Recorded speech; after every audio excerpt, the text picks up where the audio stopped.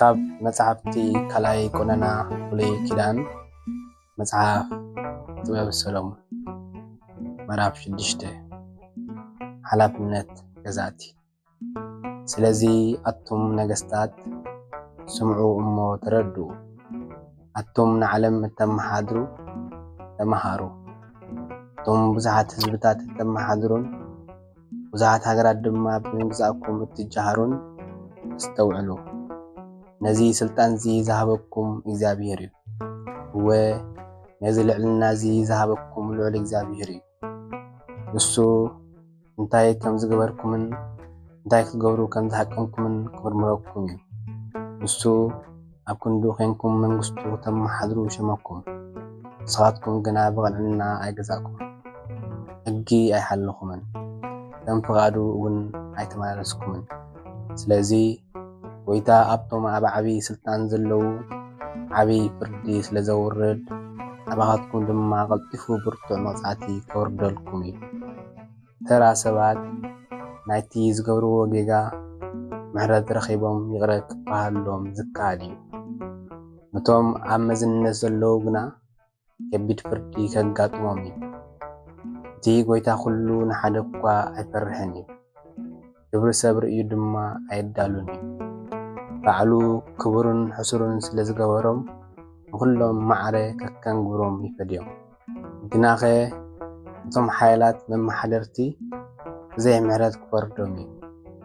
እቶም ሓይላት ነገስታት ቃላተይ ናባኻትኩም ዘተኮረ እዩ።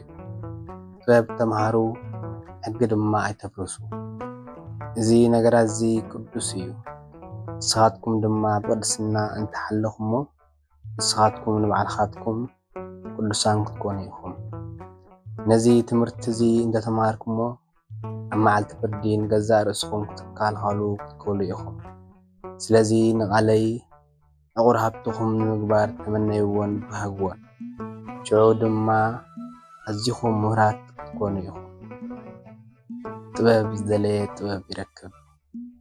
ጥበብ ኩሉ ግዜ ብርሃን ዳኣ ተንጸባርቕ እምበር ጽልግልግ ኣይትብልን እያ። እቶም ዝፈትውዋን ዝደልይዋን ከዓ ብቐሊሉ ክረኽብዋ እዮም። እቶም ዝምነይዋ ቀልጢፎም ከም ዝፈልጥዋ እያ ትገብር። እቲ ንዓኣ ክደሊ ኣንጊሁ ዝትስእ ጸገም ኣይከጋጥሞን እዩ። ከመይ ኣብ ኣፍ ደጊኡ ኮፍ ኢላ ክትጸንሕ እያ። ኣቓልቦኻ ብምሉእ ኣብ ጥበብ ምግባር ኣብ ፍጹም ምስትውዓል የብጽሐካ። ንዓኣ እንተ ደኣ ኣደሊኻ ናይ ኣእምሮ ሰላም ቀልጢፍካ ትረክብ። ከመይ ንሳ ነቶም ንዓኣ ዝግብኡ ክትደልዮም እያ። ኣብ ዝሃለኻ ሃሉ ድማ ባዕላ ክትረኽበካ እያ። ንሳ ሕያወይቲ እያ፣ ኣብ ኩሉ ሓሳብካ ድማ ምሳኻ ትከውን እያ። መጀመርታ ጥበብ ብምሉእ ልብኻ ክትመሃር ምድላይ። ንጥበብ ምትምናይ ከዓ ንጥበብ ምፍቃር ማለት እዩ። ንጥበብ ምፍቃር ሕጊ ምሕላው ማለት እዩ።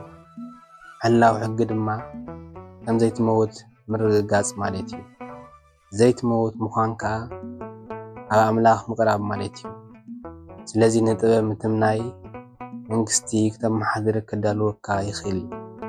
እምበኣርከ ንስኻትኩም ሃገራት እተመሓድሩ ንዝፋንኩምን ንበትሪ መንግስትኩምን እንተ ደኣ ተኽብርዎ ኮንኩም ንጥበብ ኣፍቅርዋ ንሓዋሮኻ ክትነግሡ ኢኹም።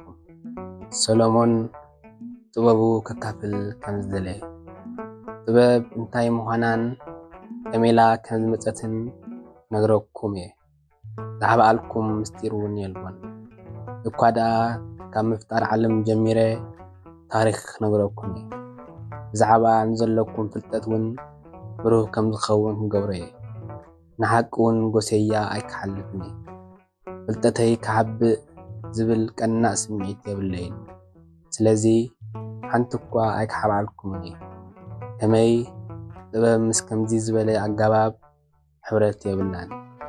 ብዝሒ ጥበበኛታት ሰባት ድህነት ዓለም እዩ። መስተውዓሊ ንጉስ ራህዋ ህዝቡ እዩ። ስለዚ ነዚ ዝብለኩም ዘለኹ ኣጽኒዕኩም ሓዝዎ፣ ረብሓኻ ክትረኽቡ ኢኹም።